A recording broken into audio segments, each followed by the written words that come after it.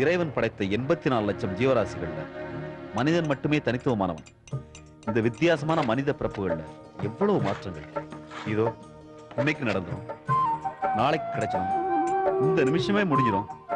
இப்படி சின்ன சின்ன எதிர்பார்ப்புகள்ல யாரும் யாரை பத்தியும் சிந்திக்காத வாழ்க்கை இது. உங்க வீட்டு மாடியில் நின்று பார்த்தா எத்தனையோ பேர் போவாங்க வருவாங்க. ஆனா அவங்கெல்லாம் எங்க போறாங்க, எதை தொலைச்சிட்டு எதை தேடுறாங்க? ஏதோ ஒரு வகையில எல்லாருக்கும் ஏதோ ஒரு தேடல் இருந்துட்டு தாங்க இருக்கு. ஆனா நம்மால எல்லாரோட தேடலையும் கண்டுபிடிக்க முடியுமா?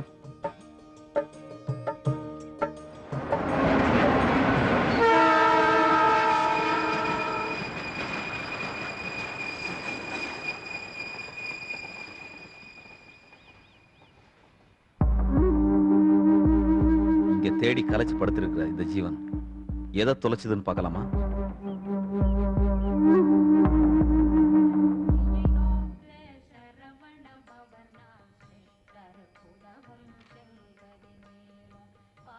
ஏன்னா இன்னைக்கு சஷ்டி வருதுமோ இல்லையோ பர்னைக்கு ஞாபகப்படுத்தினேலா? நான் ஏன் சொல்றேன்னா ஒவ்வொரு சஷ்டிக்கும் நாம விரதம் இருக்கிறதா வேண்டின்னு இருக்கோமோ இல்லையோ, அதனால தானே சொன்னேன். அஷடு அஷடு, நீ பர்னை புரிஞ்சுனது அவ்வளவுதான். இந்த பாடி அவன் நம்ம பையன்டி, அவனுக்கு ஞாபகப்படுத்தணுமா என்ன? நீ நானும் விரதம் இருக்குமோ இல்லையோ அவன் இதுல கரெக்டா இருப்பான்டே. சொல்லப்போனா பல்லுல பச்சை தண்ணி கூட படாம இருப்பான். ராவா அடிச்சதானே கிக்கே கிஸ் அடிக்குது. பரணி, நான் சொல்றேன்னு தப்பா நினைக்காத. அர்ச்சனை பண்ண வேண்டிய வாயால அசைவத்தை போட்டு நொங்கு நொங்கு நொங்குறிய, உனக்கு கொஞ்சம் கூட சங்கோச்சமா இல்லையா? என்ன பொறுத்த வரைக்கும் நம்ம வாழ்ற வாழ்க்கையில எதுவுமே நிரந்தரம் இல்ல.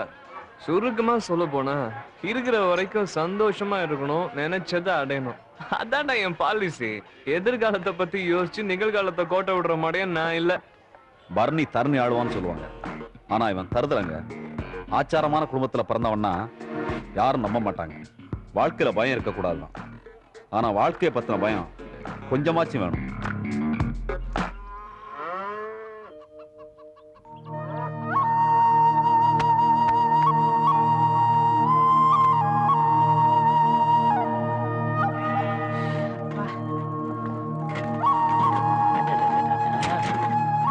என்ன வெயிலு, என்ன வெயிலு. வள்ளி, ரொம்ப தாகமா இருக்கு, கொஞ்சம் மோர் கொண்டு வா. சரிங்க.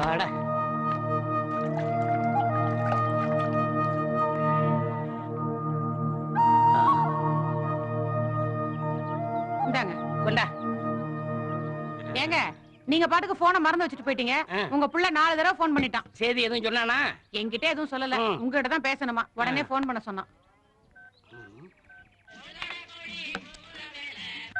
ஹலோ, நான் தான்டா.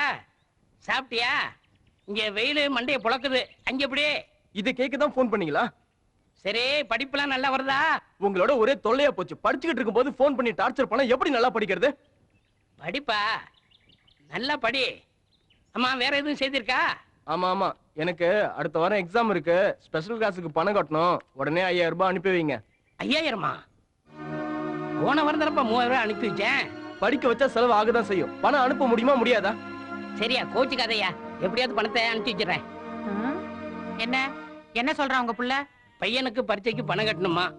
சுப்பையாட்ட ஏற்கனவே பணம் வாங்கியாச்சு. பழனிசாமி 10 வட்டிக்கு தான் கொடுப்பான். என்ன பண்றது? அவன்கிட்ட தான் வாங்கி ஆகணும். ஏங்க உங்க புள்ளதான் கேக்குறானா நீங்க பாட்டுக்கு கடன் வாங்கி அனுப்பிச்சுட்டே இருப்பீங்களா? இதெல்லாம் எங்க போய் முடிய போதே எனக்கு தெரியல. எங்க அப்பனுக்கு போன் நம்பர் கொடுத்தது தப்பா போச்சு. முக்கியமான நேரத்துல மூட் அவுட் பண்ணிட்டான். இவன் பேரு ஆகாஷ். இவன் படிக்கிறதுக்கு இவனை பெத்தவங்க பட்ட கஷ்டம் இப்ப புரியுதோ இல்லையோ, இவனுக்கு பிள்ளைங்க வரும்போது அப்ப புரியும்.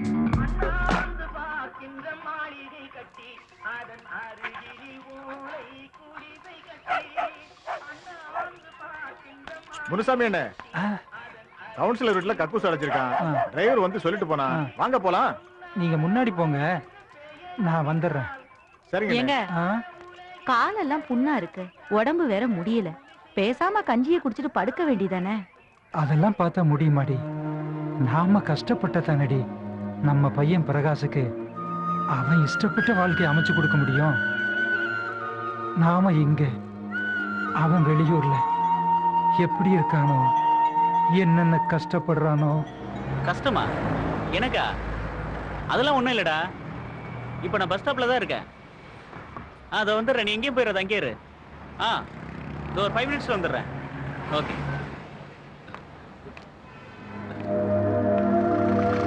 பார்த்து அம்மா எடப்பாடியில் இருக்கட்டும். சரிங்க.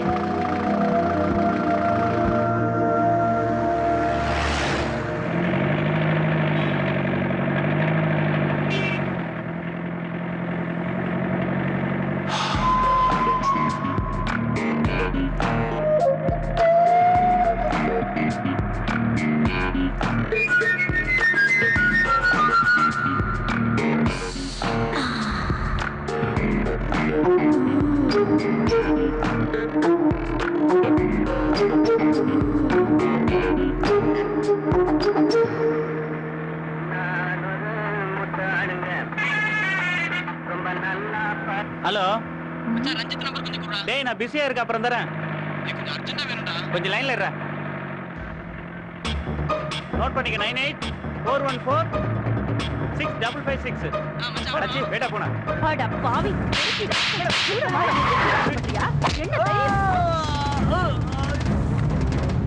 இவன் வாழ்க்கை பிரகாசமா இருக்கணும்னு பெத்தவங்க ஆசைப்படுறாங்க.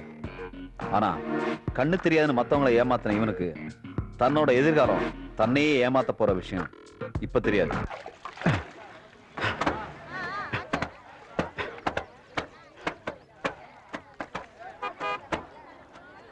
என்னடி நம்ம குப்பத்துக்கு கார் வந்திருக்கு. எதுக்கு வந்திருப்பாங்க? ஓட்டு விட்டு கேட்க வந்திருப்பாங்களோ?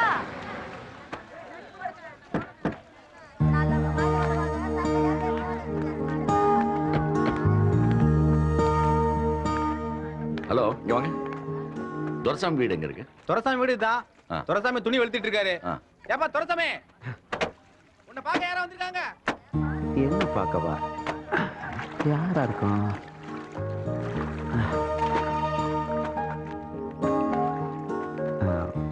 வணக்கம் ஐயா. வணக்கம். நீங்க யாருன்னு தெரியல. இங்க எதுக்காக என்ன பார்க்க வந்திருக்கிறீங்க? பத்திரிகையில உங்க பொண்ணை பத்தின செய்தி படிச்சோம். அது விஷயமா பேசிட்டு போலான்னு வந்திருக்கோம். ரொம்ப சந்தோஷம் ஐயா. வாங்க ஐயா. சரி. எப்படி கொஞ்சம் உட்காருங்க ஐயா, உட்காருங்க. என் பேர் திருவேங்கடம். இது என் மனைவி கல்யாணி. நான் ரியல் எஸ்டேட் பண்ணிட்டு இருக்கேன். எங்ககிட்ட லட்சுமி இருக்கு, சரஸ்வதி இல்லை. உங்ககிட்ட சரஸ்வதி இருக்கு, லக்ஷ்மி இல்லை. அதான் லக்ஷ்மியை சரஸ்வதி கிட்ட சேர்த்து பணம் வந்தோம். அது புரியலைங்களே. ஸ்டேட் ஃபர்ஸ்ட்ல வந்த உங்க பொண்ணோட பேட்டியை பத்திரிகையில் படித்தேன். நல்லா படிச்சு சமுதாயத்தில் பெரிய ஆளா வரணும்னு ஆசை தான். ஆனால் வசதி இல்லைன்னு உங்க பொண்ணு சொல்லியிருந்தா. அதான் உதவி பண்ணலான்னு வந்திருக்கோம்.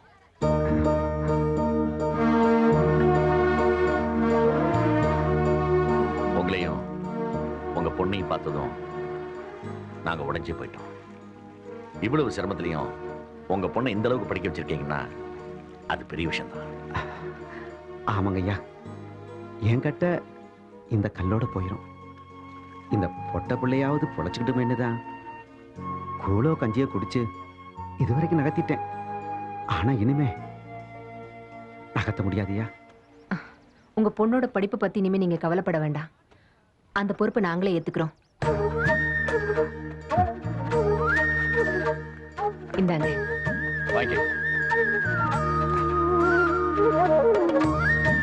இதுல என்னோட அட்ரஸ் இருக்கு. நாளைக்கு என்ன வீட்டுல வந்து பாருங்க. சரிங்க ஐயா. என் நிலைமை தெரிஞ்சு வீடேறி வந்து உதவி பண்ணிருக்கிறீங்க. உங்க குடும்பம் தலைமுறைக்கும் தலைச்சு ஓமணும் ஐயா. நல்லது. வாங்க வரங்க. வாங்க. என்ன கல்யாணி, ஏன் ஒரு மாதிரியா இருக்க? அனிதா நினைப்பு வந்துருச்சா? ஆமாங்க, நமக்கு இருக்கிறது ஒரே பொண்ணு. அவளை நம்ம கூட வச்சு பாத்துக்க முடியலன்னு நினைக்கும் போது வாஸ்தவம் தான். உன்னோட பாசம் அவன் படிப்புக்கு தடையா இருக்க கூடாதுன்னு தான் அவளை ஹாஸ்டல்ல தங்கி படிக்க வச்சிருக்கோம். நீ வேணா பாரு, இந்த வருஷம் நம்ம பொண்ணு நல்லா படிச்சு எல்லா சப்ஜெக்டும் நல்ல மார்க் வாங்குவா.